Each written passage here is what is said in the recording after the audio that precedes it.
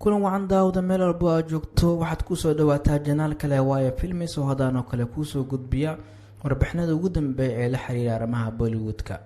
warbixintana maanta waxaan ku jeexjeexi doonaa jilayaasha Bollywoodka ee sanadan 2020 siyaabo kala duwan u geeriyooday, waxayna kala ahaayeen film sameeyaal, jila, heesa iyo kuwa dheesha sameeya.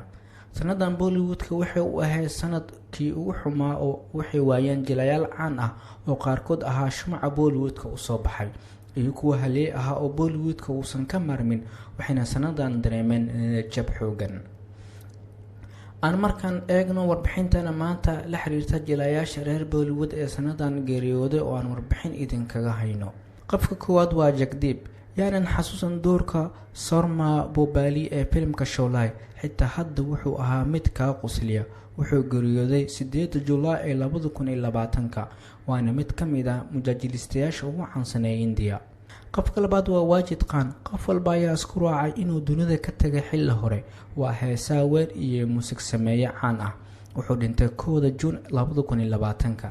isaga iyo walaalkiis wadajirkooda wuxuu ahaa mid caan ka ahaa Bollywoodka. qofka saddexaad waa Suraj Khan, waxay ahayd kuwa ka dhayla jilayaasha gadaashooda, waxayna noqotay mid dheesha sameysa oo caan ka noqotay Bollywoodka. waxay geeriyootay 3 July 2020, waxayna shaqada ka maqneyd muddo sanado ah.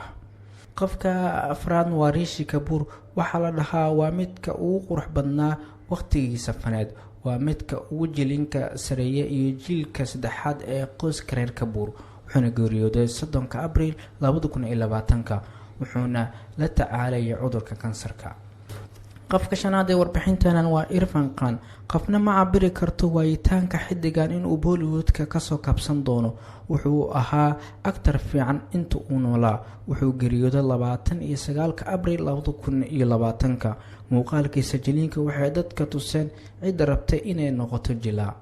qofka ugu dambeeya liiskan waa Sushant Singh Rajput. war walba oo xidigan geeridiisa ku saabsan wuxuu ahaa mid naxadin ku beeray Bollywoodka. qof walbana ma aaminsana inuu jilaagan dhintay.